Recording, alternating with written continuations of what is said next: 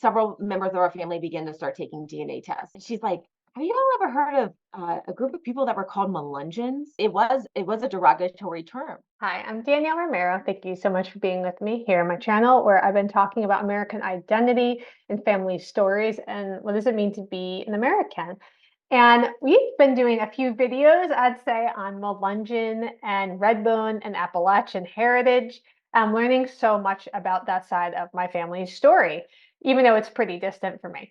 And I wanted to start bringing on some folks who live this experience. This is their identity. This is how they see themselves. And so the first person I'm bringing on is Heather Andolina. She's the president of the Melungeon Heritage Association here in Tennessee. So I'm in Nashville. I think this is like 3 or 4 hours actually away from me, towards the east. But we're both here in Tennessee. We're going to do this over Zoom.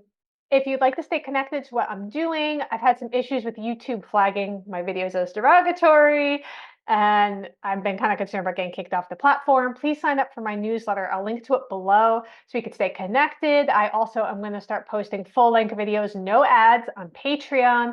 You could support me over there for like $1 a month. I think that's the lowest one.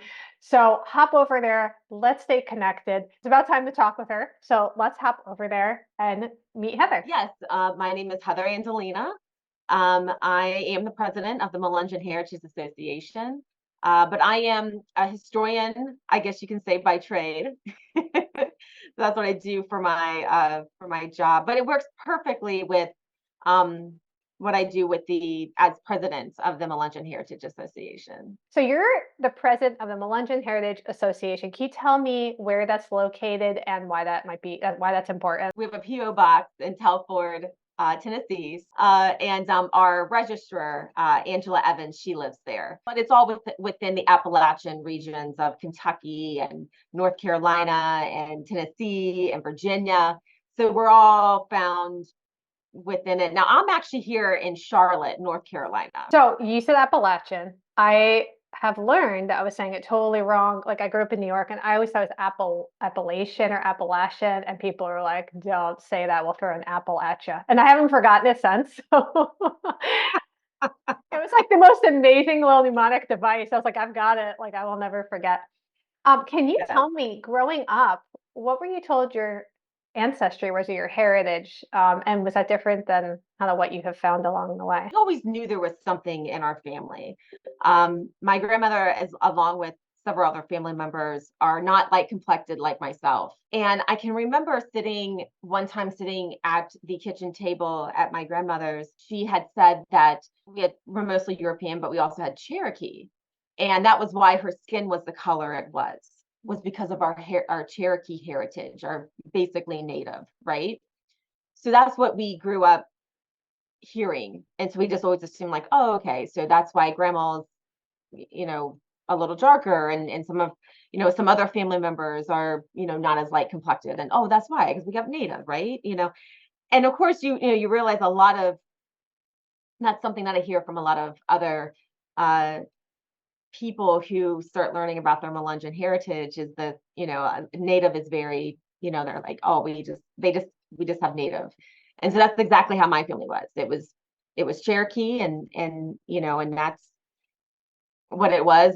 But nobody really knew, though. Like, we didn't have any documentation. Like, I didn't know of any ancestors who were on the Dolls roll, so I'm like, is it Cherokee? So some family really started diving into our, of course, family history. And I remember being down at my great grandmother's in Jellicoe, Tennessee, and I was with my mom and my grandma, and some other relatives were visiting, and one of my mom's cousins we were sitting around talking, and she mentioned that this was the first time that I heard the term Melungeon. And she's like, have you all ever heard of a group of people that were called Melungeons? And my mom's like, my mom's like, you know what? I think I've heard that. That sounds familiar. Now, I had never heard it. I'm like, what is that? And my mom's cousin was like, I think we're related to these people. I think those were our ancestors, were the Melungeon people. And of course, fast forward about, this was probably like around 2008, 2009. So fast forward about maybe 3, 4 years later, and several members of our family began to start taking DNA tests. Right. My grandmother passed away in 2013, I believe, and we unfortunately never got her to take a DNA test, but we did get some of her siblings to. Some of my great aunts. We take this DNA test, several members of the family do. And of course, the obvious European comes up. And then we do, and Native came up. Some had Native American. We're like, oh, okay. But then, of course, we're seeing African, and then also Middle Eastern and Jewish, but also Southeast Asian. So we're seeing all these different ethnicities. And we're like, whoa. It really pushed us into learning more about the Melungeon people. As you well know, we have several Melungeon surnames in our families. Of course, we come from those regions of Appalachia. But of course, our family even comes from further on the East Coast, where these surnames are found as well. And it just made sense. And that's how it all came about. That's like so exciting. I feel like it's so similar to ours, except the word that we were struggling to find was Creole. And now I'm finding like a lot of these families are connected. Like if you go back 2 or 3 generations, they're all living in the same town, which is a whole nother thing. Now, Melungeon is a word that I was not really familiar with. I thought it was a pejorative. I mean, it was, but I think it's something now that's being reclaimed by people. But in a lot of the YouTube comments, a lot of people, I think they just think it means mulatto, and it doesn't. So could you explain, how would you define it? And it doesn't have to be like a textbook, whatever, but like as someone who, I mean, you self-identify with that community, what makes that community that community? The term Melungeon, as you said, it was a derogatory term that was put upon people who were multi-ethnic and multicultural. Most scholars go with the French term melange, as where it started, and then eventually maybe it anglicized into Melungeon. French term melange is just mixed, right? Right.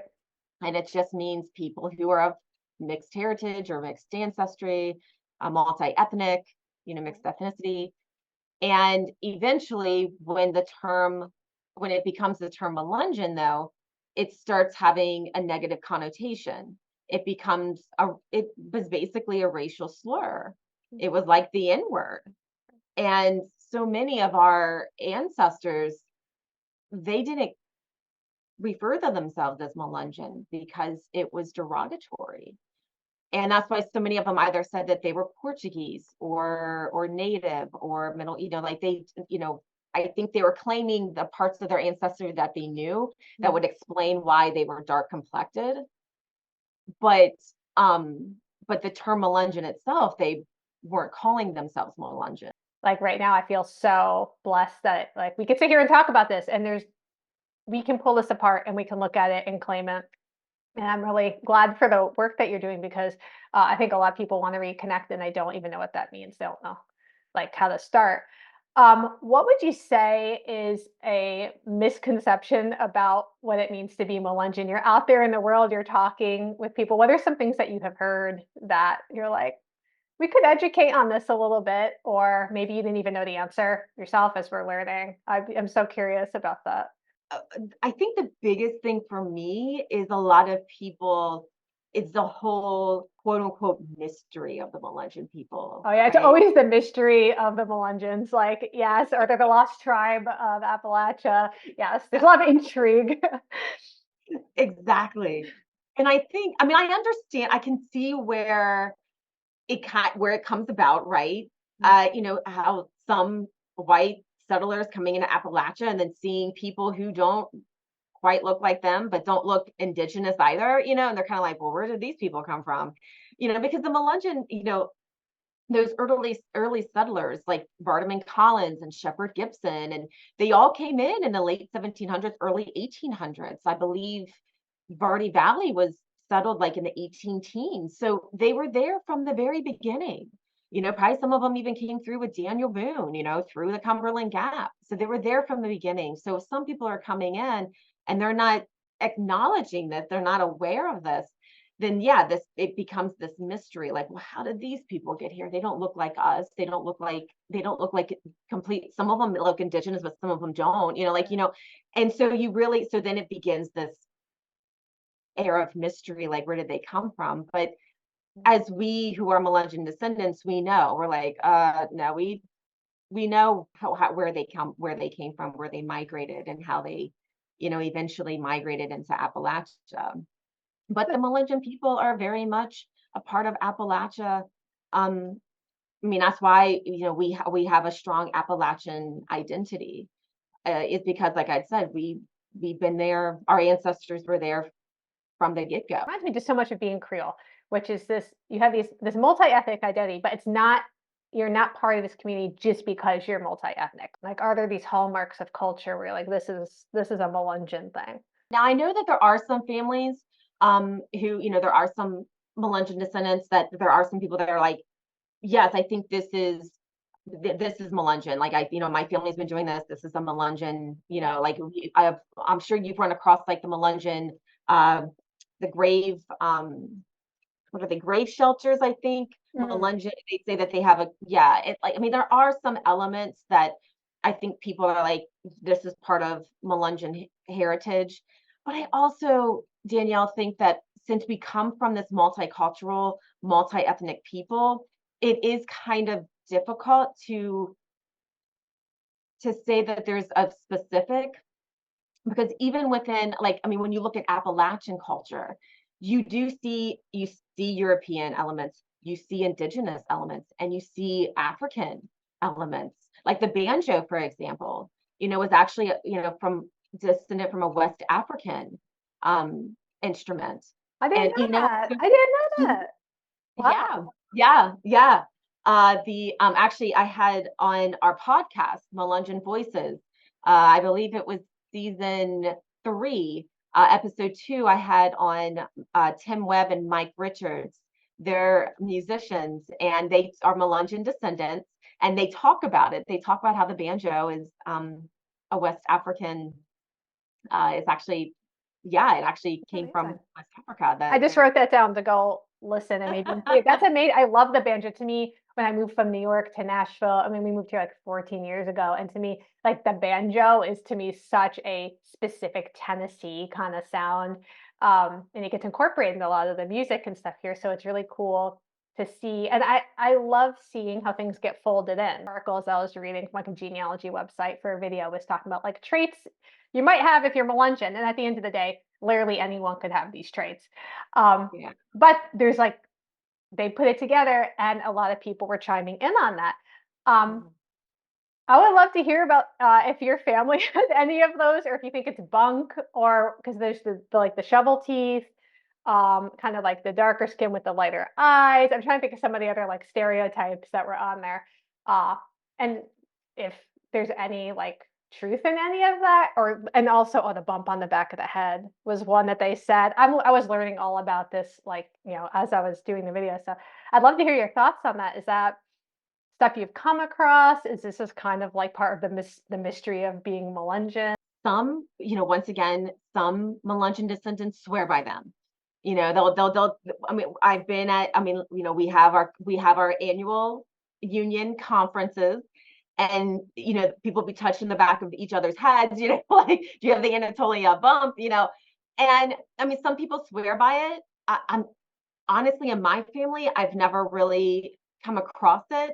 Others say that it is a myth. It's not true, but like I said, others swear by it. I do know, I remember one year someone was talking about the shovel teeth, and we had a member who was a dentist, and he just said that was not a thing. He goes, It's the not a shovel teeth thing. are not a thing. I don't, I mean, but I think there's still people that are like, no, it is. So, but he's a dentist. I mean, I would imagine he would know, but and I just remember him saying, I mean, like, he just stood up and just, and I'm like, oh, so I don't, yeah, I mean, but you do have, each family, is different, and you have some who just swear by some of those traits, and then others, um, and as far as I think with like the like dark complexion and light eyes, now that's that could certainly be just simply from having genes from individuals who are light complected with light hair and blue eyes, and those who are dark complected and dark hair and dark eyes, and the child could be dark complected but have light eyes. So I mean that's a very yeah, my great great grandmother was described that way. She was dark complected but had like blue eyes and dark hair, you know. Can you tell me also some names that are in your family tree that connect to this side? Because I think that's been one of the most exciting things I think for people who are watching is saying, "Hey, I have those family names from that area. What does that mean?" And so I would love to give people like a jumping off point maybe to connect and do that. Yeah. So yeah, so So I have some of the bit like some of the most well known, like Gibson, Collins, Bowling. I have Davis, Owen, Travis. I have it in my family tree. I'm like, sometimes it has a Z, sometimes it's an S, sometimes it's like VES. I'm like, Mhm. I don't know. It's You got guys all are kinds of different you guys are making it a little hard for me. Yes. Um, but what was interesting with that family, and I don't know like how much connectedness you've seen, but I originally had found my family like in Louisiana. Like that's like the most recent. And they were like Mm. they're red bone there in the neutral strip. Mhm. And I was like, well, Yep. where do these people come from? It's like, well, they came over from the Carolinas and Virginia, and it's the Gibsons, the Chavez family, the Goins. And I was like, so so it's kind of the same families, like, it's obviously not the same generation. Have you seen crossover with the Redbones? Have you heard of them before? I know I know before I was president, there were many MHA unions and conferences where members of the Redbones were very much a part of the conferences. So yes, there is certainly connections, and I know within my own family, I'm sure you're very much aware of the Lumbee Yes. tribe I in wanted to North ask you Carolina. about that. I wrote that down. So yes, tell me because I did a Jed match. Well, someone helped me, and my our family matched with like Lumbee tribal members. And I was like, okay, but I think that's also the same as, and so yeah, tell me what you know about that and how that works. Yeah, it's the same thing in my family. So once again, with the DNA, I just would have people, I didn't really know what to look for. And so other people would tell me, well, do you have Oxidines or Lowrys or Locklears? And then some people would know members of who were in the Lumbee tribe. And so we would, myself as well as other family members, just would look. And sure enough, we found those very surnames, and then plus found DNA connections to members who are very much associated with the Lumbee tribe. So yeah, there's got to clearly be, there's DNA, so clearly there's got to be a connection. So They cool. got to be from the same peoples. It is. It's just so I don't know. I just love American history. I get so excited about this because I mean, you're the historian for this, but just knowing that like your family story is America's story. Like this is America's story. Why did your family move from here to here? Well, that's American history. Tell me, I would love to hear like some stories that you have uncovered while you're doing this. Like maybe one that just sticks out to you where you're like, that is so wild, it's unbelievable. Or just I don't know. I carry a couple stories with me for my family. Whenever somebody asks a question, I'm like, oh, I've got a couple. And I'm like, these are my favorite ones or ancestors that you're like, I love this guy. I would love to hear about your family research and your family stories. This one, I'm going to say we just discovered this like a couple of days ago. Actually, we found out that we share ancestry with Wyatt Earp. That is All so what cool. we're still looking at our Melungeon line, and I don't think, now he's not on, but someone, when we were looking once again for our Melungeon ancestors, we wound up discovering that I think the guy's like our eighth great grandparent, and he was Wyatt Earp's like great great great grandfather. He's That from is like the early 1700s, and we're like, oh, isn't that wild? that is amazing. So is that you? Are you the family historian? Do you have like other people that are like in it with you, or how is that working for your family? I feel like you probably have a lot of people pumped up about your Yeah. family story. Yes. Like, who Yes. else is doing this with you? Yes. My mother, and then one of my mother, and then her cousin, and then one of my cousins, first cousins, her niece. I would say the four of us, the family historians, the family genealogists. I love it. So, but a lot of other, but it's amazing how many more have been like, oh, I want to do my DNA in our family, and so we get more and more people sending in their DNA, which is a huge help. It really helps us find, the more people you can get, the more connections you can make. That's right. So, yes. So it's been very eye-opening. I love it. I wish that I had learned about this sooner, not just because it's my family, but I just feel like it's so much more interesting than like the dry American history you get of just uh, like even here in Tennessee. I'm like, oh my gosh, like I'm here and this is Melungeon territory. I'm like, I had no idea there are even street names here. There's one nearby. Someone told me, and I found it. It was like Old Goins Road because it was like one of the original roads. I was like, oh my gosh, like the connections are everywhere. Can you tell me a little bit about what the Melungeon Heritage Association is doing and what projects you guys have done, what you're excited about? The first time that it actually came together was back in 1996. They called it a union. So because they looked at it like it was a family reunion. So that's where so they call them unions, but we also call them conferences because they're conferences. So it was 1996. So this year we're celebrating the 28th Union Conference, document the history and culture of the Melungeon people.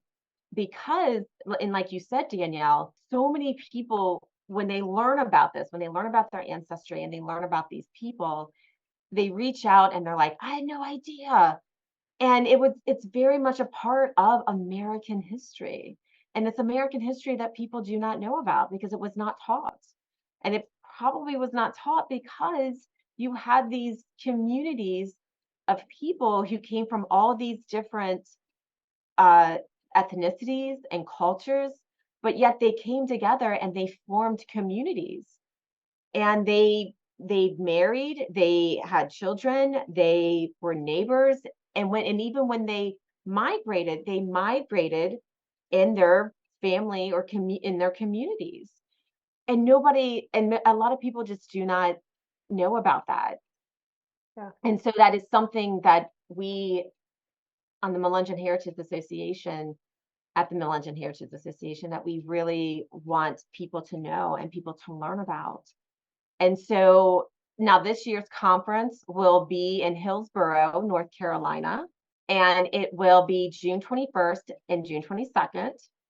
And this is where we bring in not only scholars, but authors and then Melungeon descendants, people who have this ancestry, but people who are just curious and just want to learn more. And so it's very open, but we have these conferences to do that, to teach and to bring people together. We also, so back in 2020, which was my first year as president, we of course had the pandemic and the conference had to be canceled. We couldn't meet in person. And I was thinking, what am I going to do? Like, so I had a friend and her name's Liz Malone. And she was like, she had been doing podcasting. And she goes, why don't you do a podcast? Why don't you start a podcast? And that would just be easier. You can just interview we already had our speakers lined up. So she's like, there was like 7 of them. She goes, we'll do 7 episodes, each speaker who was supposed to be at the conference. And then we'll create it into a podcast. And that's what we did. And it's called Melungeon Voices. We kind of weren't thinking of, it was just something we were doing since we couldn't get together in person. But the podcast just took off. People just absolutely loved it. So we continued it. And it's now we're going into our 5th season. We just wrapped up season 4 back in the fall. And we'll be starting to record season 5 in the summer. We usually do it like right after the conference. And now it's a part of what we do. I love that. Well, I love the idea. I mean, I do, especially it's like this is why I'm like so passionate about getting it digitally recorded and easily shareable because I think there's this tension when you're doing family stuff where I'm like heavy laden with papers and documents and stuff that like I can't show to someone. Like they can't deal with that. You need something that is um, people can easily interact with and they want to interact. I feel like there's no barrier to entry to like sit and listen to a podcast or whatever. And I think that's just a beautiful way to do it. I've heard a couple of them. Wrote down the banjo one so I could listen to it. I Yes. want to link to it too. But in addition to the link, how can they get on there? Any podcast platform, if you Apple, Spotify, Google, or anyone that they prefer. And I really enjoy the podcasts, like listening in the car and stuff. It's just Yes. amazing. It's amazing how we are able to just connect now and do that. Yes. So for people who are watching or listening and they haven't gotten connected or they're like there are a lot of people trying to put the pieces together right now. And what would you suggest that they do? Is there as far as like their Melungeon heritage, um, where do they start? What do they do? Yeah, we do have many people who contact us. So I oftentimes what I do, and that can be a first step right there. You www.melungeon.org. And we of course have where, a section where you can go and reach out to us, but you can also just straight to our email, mhainc2000@yahoo.com, and just, shoot us a note and shoot us an email.